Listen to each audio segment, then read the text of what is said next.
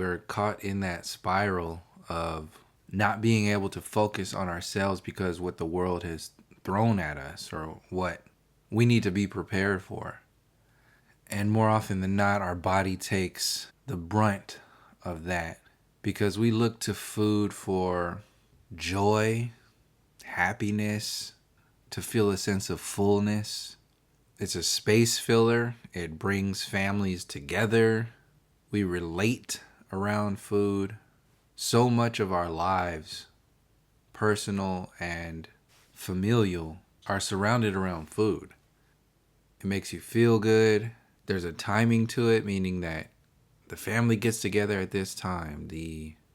My body wants to do this at this time. I go here during this time. I do this during this time. Your entire rhythms are caught up in food, work, your livelihood, your survival. People work to put food on the table, to provide a living for their family, themselves. It's a part of our reality, a big part of our reality. And this relationship that we have to food, our stomach brain, our organs, all of it is deeply rooted in connection with the experience overall. So to pull yourself away from that relationship, very similar to when I took my vow of silence, it allows your body, all of your bodies, to work on itself, pay attention to itself, activate itself, clean itself, clear itself, work on itself, and not be distracted so much by the garbage, which ends up being garbage because everything that you put into your body, for the most part, you're shitting it right out. It's just micronutrients that you're pulling from whatever it is that you're eating. If you have any nutrients in there, you're pulling whatever your body is pulling whatever it can out of that garbage in order to convert it into energy and carry on with its life. The system is aware of this relationship that we have to our stomach, which is why food is used so much as a weapon against us. The 3 square meals a day, that's not normal. That's not part of our relationship with the earth, ourselves, food, our stomach brain. These are all, like what Mos Def referenced in the last video, the mega mixtape, these colonial hangovers. It's not who we are. So when we get caught up in buying into something that we are not, it changes us. So we've been changed for generations upon generations without even realizing that that is going on. It's gotten so bad that the majority, it's the norm for people to be comfortable with eating plastic, garbage, food that isn't even food. People know that fast food is not food. They've seen the experiments with the McDonald's cheeseburgers and hamburgers that are sitting in a box for 20 something years and it looks exactly the same. It hasn't changed in the slightest. So what good could that be providing for you? There was a time where I was eating fast food all day, 3 square meals a day every day. I would hit up McDonald's, and if I was too tired, I'd hit up McDonald's sometimes for breakfast and dinner, and only didn't go to McDonald's for lunch because I had already had it for breakfast and just didn't want the same thing again. But then you get off work and McDonald's is right next to the house and you're hungry and you don't want to cook anything. Boom, drive through. This is the norm for that world. That world of, this is when I was in the army and a lot younger and working out every day and pushing myself all day too. Just not working out and not going to the gym in the morning, but all day was a workout. And at that time, even when I was doing all of that, my body still was not healthy. I was not at my healthiest when I was in the army working out every day because my diet was shit. The first time I did a fast was 20 days, and that was 4 years ago. I think it was 5 years ago now. And this one is my next heavy duty one, which was three and three quarter days pretty much. But the first day, especially the first 2 days, first 3 days, worse. Heavy, heavy, heavy. After that, your body starts to get used to what's going on. Your mind starts to adjust. And you really just have to go with the rhythm. You find the rhythm at that point. But like I was saying, what happens is that it almost feels like if you've never flossed your teeth before your entire life, you never even knew that flossing was a thing. In fact, brushing your teeth was like something you do every once in a while, like every year. Just imagine if that was your world compared to what it is now. If you brush your teeth and floss every day. Imagine that being the case your whole life. Never flossing, barely brush your teeth, and then all of a sudden somebody says, you know what, you should try flossing sometime. Imagine the shit that's gonna come out of your teeth. Imagine the feeling that you're gonna get. Imagine the health in return that you're gonna get from that experience. It's gonna be like nothing else. Now multiply that times 100 at least. This is what fasting does to your entire body. Imagine how unhealthy your gums are going to be. Now, track those gums to the nerves that are all in your teeth and in your mouth. Now, shoot those nerves throughout your body. How many illnesses are going to occur? How much plaque and garbage, how many disconnects in your nervous system are going to appear from never having cleared that space, never having made those neural connections even clear enough to breathe. This is what your body is going through when you've never fasted for your entire life. The clarity that comes is unlike anything else.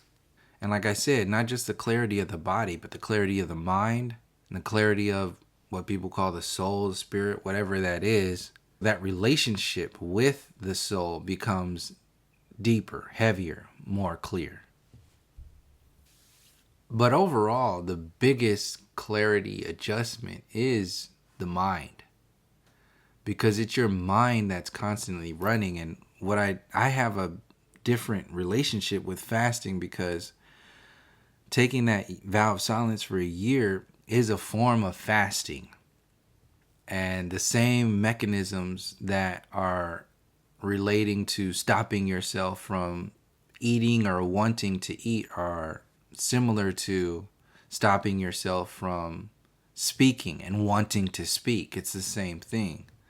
In fact, when I was starting on day one of the fast, I was having a lot of difficulty with thinking that I shouldn't be speaking, thinking that I'm on a vow of silence again, because the parts of my brain that were firing off were the same parts of the brain that were stopping me from speaking when I was on the vow of silence.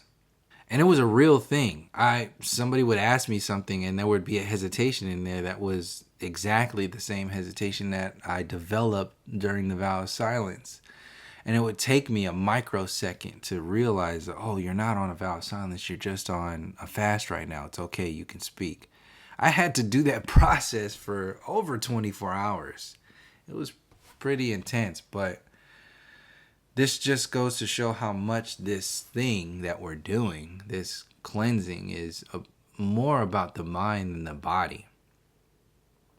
Because it's your mind that decides to eat. It's your mind that reacts to the surroundings to eat. We eat, like I said, we eat to feel better. If we're in a lot of people in a fucked up situation, I need to eat, I need to smoke, I need to do this. It's a filler. This is why your relationship with food is such a important part of mind control and body control, population control. It affects the way we exist. It affects your mind. manipulating your relationship with food is more about controlling your mind than controlling you through your body. The stomach also has a brain that we don't really tap into because it's so bombarded with having to process what we've put into it every day. So you don't have time to think in the day because you're working so much, where your body brain, your stomach brain doesn't have time to think because it's working so much. Every day of your life, you've eaten, some people 3 square meals a day, every day of their lives, never stopping. What things are going to develop over those years? What parasites can start to grow over those years and become normalized, become a normal part of your everyday experience? You start to adjust, your energy levels start to shrink because these parasites start to siphon the energy from you every day. So it's going to change you in ways that are as extreme, if not more extreme, than a dope fiend's relationship to crack or whatever the hell they're on. Your mind becomes the drug. You are the one, your mind is the one that is making the decisions for the better, not a synthesized chemical. So you're strengthening your mind in more ways than one when you're choosing to fast, because each time you get, your body's like, give me another hit, grab those pretzels, get some fucking oranges. You see the oranges right there, just your body's like freaking the fuck out, and your mind is just constantly there saying, no, relax, chill, it's fine, you're gonna be okay, you don't need it, you're doing this, you'll be fine. Having that relationship appear is very shocking, and it grows you in ways that you won't be able to grow in any other way. That's the only way I could say it.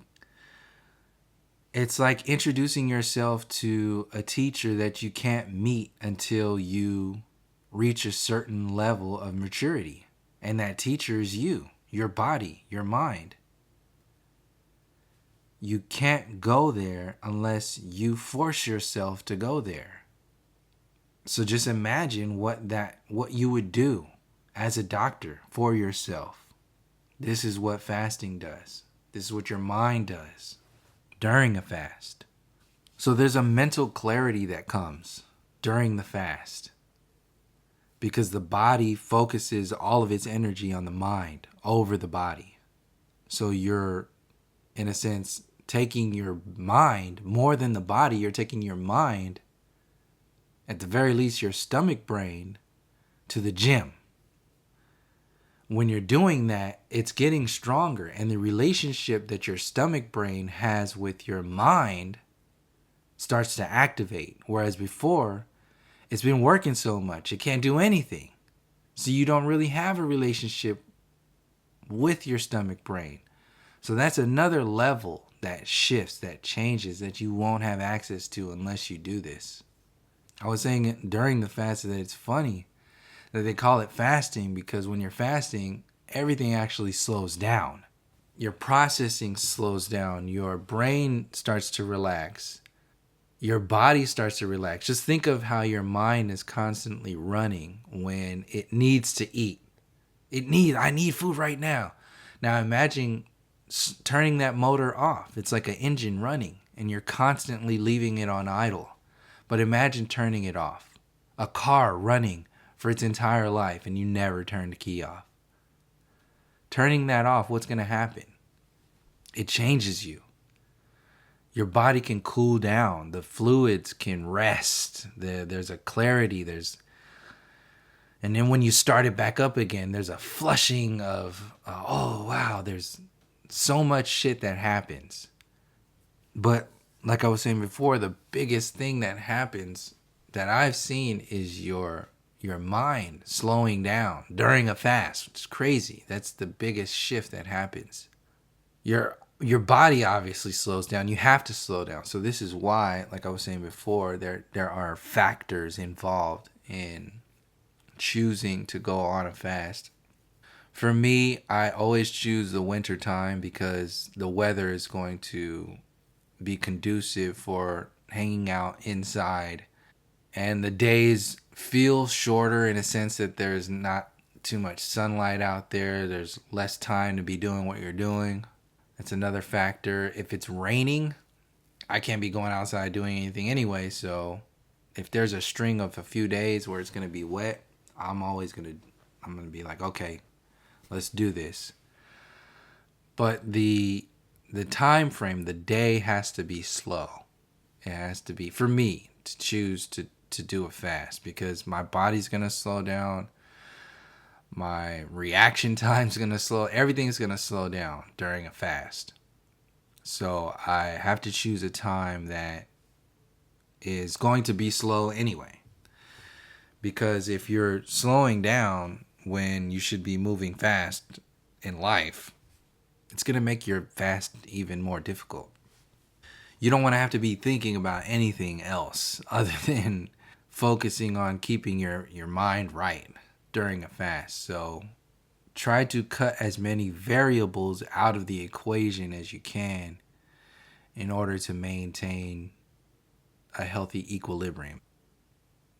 So yeah, the body gets to work on itself rather than working on digesting. We call digesting, which is just processing, working to process all the shit that you've put into it. No matter how healthy it is, it's work that it has to do. It's going to turn that food into shit. That's work that it has to do. It's never had a fucking day off in its whole life. Your mind or your body, if you've never fasted. Imagine that. This is what we're dealing with. Give your body a vacation. What happens on vacation? How do you feel on vacation? After vacation? You know, the healthy ones, not the ones that are just full of shit anyway. Just go on vacation, eat a bunch of shit, and get all nasty. Not that stuff. The feeling, the genuine, the breathe, the ability to exhale and not have to be put under stress of your boss, your work, whatever it is, your workload. Imagine having to let all that go. This is what your body, your stomach, brain does. It's like, okay, finally, shit, I'm getting some time off. It might not feel like that because your brain is saying, eat, eat, eat, but your body is saying, fucking thank you. We just can't translate that. I mean, you can if you're listening, because I definitely can feel my body exhaling, finally, relaxing. After the first day, it's kind of difficult. The second day, it's difficult. Third day, it's a little easier. But your body is definitely thanking you. It's just hard to hear over the mind, over the screaming of the mind. Feed me, feed me. So this clarity is part of that. The clarity, the lightness, it just feels like you're not working as hard. Your body's not working as hard. It's just hard to explain, but it's something that you can't get from anything else. Imagine having a computer, running a computer every day of your life, working every day of your life. Basically not even stopping when you sleep, because most of the time we're still processing food when we're sleeping. So it doesn't have a day off. It doesn't even have a night off. It's working all day, every day. Imagine a computer doing that and never updating itself, never having any updates, because there's no room for updates. There's no processing power for updates because all of your energy is focused on the day-to-day processing of the food that you put into it. If you get any updates, a full system update, like your phone, your Apple phone, whatever it is, your computer, it has an update. It's adjusting to the frequencies of the time. Your body does that when you're fasting. If you never fast, you never have any updates, ever. If you have any updates, it's the smaller updates that happen just to maintain day-to-day processes. It's never a full system reboot. To expand a little more on what I said earlier about the mind, the fasting being more about the mind than the body, is that you can feel the signals of wanting to eat coming from your brain to your body. You can actually feel the relationship, the speaking, your brain speaking to your stomach brain saying, hey, let's eat. Your body slows down so much you can feel that stuff. Like after my vow of silence, when I started speaking again, I could feel the vibrations of my voice in my bones. My whole skeletal structure was vibrating. These are the finer details of your experience that you don't tap into because you're so bombarded with what you put it through, what we've been conditioned to put it through for our entire lives. So you can hear yourself more. It's very similar to the vow of silence. You're hearing more, but you're hearing less. You're hearing more of the experience, more of what you need to hear, and you're hearing less of the garbage of yourself, the reactionary stuff. All that stuff starts to deteriorate. So your body does that in a sense too. So what I started to realize is that when I had a desire to, if I heard a crinkling or a crackling of a wrapper, pretzel bag or something like that in the background, I'm thinking immediately, my brain is saying, oh, that's a good idea. Go get some pretzels. But when you're fasting, you have to stop yourself. So it happens in the brain because your brain is getting that signal first from the ears to the brain. It sends a signal to the stomach. The stomach says, yeah, you do want to eat those pretzels. And then you go. So this is why fasting is so much more about the mind than it is the body. And when you're cleansing yourself, you're not just cleansing the body, you're cleansing the mind more than the body. If the mind is more complex, orders of magnitude more complex than the body, then imagine what's happening to the mind if the body is changing that much during a fast. So you find that rhythm. You can hear that signal. And when you hear that signal, you're creating a deeper relationship with yourself because you're feeling more of yourself. And if you can feel and be more aware of yourself, it's changing you. You're becoming more aware. So just being able to recognize, let alone hear that signal between your brain and your mind and your stomach brain is an evolution of your experience. Like I said before, in the vow of silence, same things happen. You're eating your food that you're ingesting in your body every day when you're talking all day, every day is the garbage. You're hearing stuff from people, you're reacting. Somebody says something dumb, you have to say something back. Somebody insults you, you have to. This is all food that the experience feeds us. And you're choosing to interact, respond in a way that is very similar to how food is reacting with your body. Nothing else will help you grow as much as fasting will. It hits you on every level. It breaks you all the way down. Your mind, your soul, your body. I'm not a doctor, obviously. There's research what you want to before you do your fast. It's not medical advice, but this is my experience. And I went into it blind. As long as I was listening to my intuition, everything seems to be working out so far. Your relationship with desire changes, which is huge. And that alone is enough to want to do a fast. Because the desire, like the need to eat, starts in your mind. Then it goes to whatever else it is. For you to stop that and say, no, I'm not doing this, it's a big deal.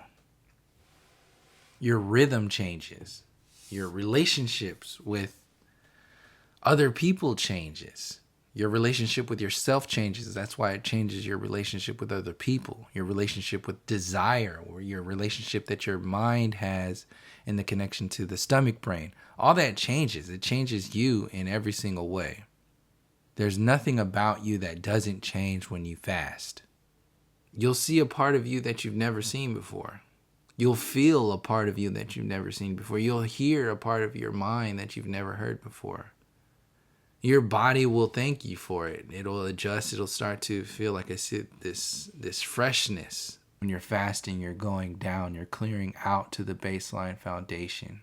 And most people don't do that. This is why fasting is not talked to you about by your doctors. Because they know if people were to have like a fasting regimen, then they'd be out of a job. All the healthy shit is just off the table for mainstream Western medicine, because your relationship with yourself is of the utmost importance, or lack thereof, in reference to their money-making scheme in their so-called healthcare system. They don't want you to eat healthy. They don't want you to be healthy. The money is made. The corporation of medical industry is made. That money is made from your sickness, from your lack of a healthy relationship with yourself. One thing I did add to this fast compared to the last one was a parasite cleanse. To make a long story short, I did see things. That's all I could say. I mean, I could say more, but I don't think I really need to. For people who don't know, cultures around the world do parasite cleanses sometimes twice a year, but at least once a year. The United States is the only country that hasn't had this as a normalized thing. They normalize a lot of the other bullshit that's out there, but something that's healthy for you is an unknown. The way that these foods have been processed, the way they have been grown, the way they have been sourced, the way they have been transported, the way they have been subjected to the chemicals in the atmosphere, put into the atmosphere, everything that goes into the food goes into your body. So on top of what's already in the food, everything else that they put in the food is also being processed through your body. This happens after a fast. There's a clarity in the mind, a clarity in the body. Something people don't realize is that there's also this, what I call a grease trap that people have in their bodies that exists in the intestinal system. When you are constantly eating and cycling food through your body, 3 square meals a day, every day, never giving your body a break, never giving your digestive system a break. See it as a motor, this engine, the functioning of it based upon the next thing next to it. Fully in tune, fully in rhythm, at its peak. Now imagine never giving that system a tune-up, never changing the oil, never getting new brake pads, never even washing it. An intentional cleansing is different than taking a bath. That's just the residue. But to intentionally cleanse yourself is alien to a lot of people. The majority of people in the Western world, in the United States at least, it's taboo. Science, that religion, the side effects to that, the baby that gets thrown out with that bathwater, is intentional anything. Intentional cleansing of the body, intentional cleansing of the mind, intentional cleansing of the soul. Full of everything that weighs you down and knocks you out. Full of everything that works against that which is for you. Full of anti-life, not just negative, positive and negative. This is the polar world. Not just this. And this is part of the drive behind this channel, is pretty much the lack of acknowledgement that there are levels beyond just the mind control that need to be exposed in order to keep people from walking off of that cliff, from running into those mistakes. These anti-life, these anti-systems, anti-time, anti-life, anti-expansion, anti-connection. So not just a lack of connection, but an anti-connection to whatever it is, to all of it. There are programs that exist that go beyond the normal levels of mind control. This is how you can control and manipulate entire cultures of people. The fight to keep heliocentrism afloat is an anti-program. Letting heliocentrism go and just not saying anything is tit for tat. It's square. It's even. To maintain and expand, build upon, and protect the existence of that illusion, that ignorance, to maintain that ignorance, is an anti-across-the-board program. Anti-you, anti-truth, anti-your ancestors, anti-awareness, anti-science, ultimately. The real science, if they're selling an illusory version of the reality as CGI, then they're just selling CGI. They're not even going into the literal, the actual science. So if you're distracting from science, the truth of this realm, simple stuff, obviously like the observation of this experience is relatively important, at the very least for knowledge's sake. You don't want to be living a lie. You don't want to be believing in Santa Claus till you're like 82 years old, which is the same shit. These anti-programs are the ones that are designed to affect your children, your future generations. The people who are protecting their illusions, their lies that the system tells the masses of people, are protecting criminals who are selling your future generations cancer. Literal cancer. It's a direct attack on your children, on your future generations. The movements, the agendas with these movements that they sell through the power of the politics to influence you, to make it real, pushed, supported by Hollywood, the entertainment industry, and the professional sports arena. All those idiots across the board. These are anti-programs. So the food system that we put through our bodies is an anti-program that we run as a norm. Fluoridating the water. What are they putting in the water in these school systems? If they're fluoridating your water, what else is going in there? We already know about all the chemicals from the prescription drugs being pissed out of people up in Oregon and Washington, all those water systems up there, just recycling drugs. Your body is taking a break from having to work to produce energy for you. And while it's breaking, it's also healing itself. It's working on itself. All the energy that would usually go to processing the shit that you put through it can now be focused on its own internal systems, organs, relationships, cleaning house.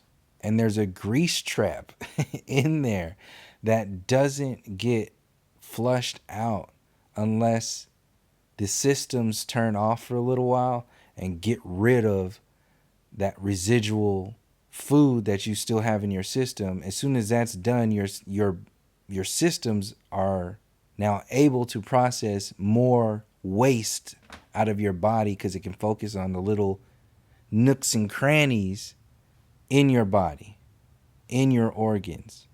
And that's that grease trap I was talking about. All those little dust bunnies in the corners, up in the crevices. All that nasty, all that shit that's in the bottom of the garbage can that you never cleaned out. Yeah, that shit. It comes out. And until you fast, it's not going to come out. Because it's only accessible through your own body. Your body is the only thing that could push this out. You can't synthesize something that's going to do that. It requires your systems to shut down for a little while go into idle, stop running this 4-cylinder bucket on the freeway trying to do 80 miles an hour, and you ain't did a damn oil change, ain't fixed the brakes, ain't changed the transmission fluid. Old trusty though, it'll get you there. But the system doesn't want you to tune up your car because they want to profit off of your sickness and disease.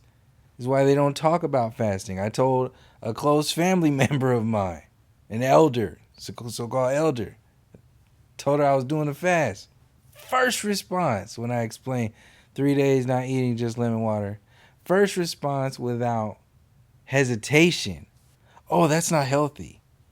Not question. Not really. What? Just straight up, that's not healthy. Never done it, never researched it, never thought in any way. Just, that's not healthy. As if this individual is an authority in the world of health. How far people go. Knee-jerk responses. These are also defense mechanisms to keep from internal reflection. Dealing with anything, doing anything. A parasite sending a signal to your brain to make sure that this conversation doesn't go any further, because a further expansion of that information will lead to an eradication of that parasite. This is the relationship that these things have with us. The complexity of this. A thing to affect your mind, to defend itself through your actions. And a larger system wanting to add to that parasitic world, add to that control by feeding those parasites inside of you for profit. Some sick shit.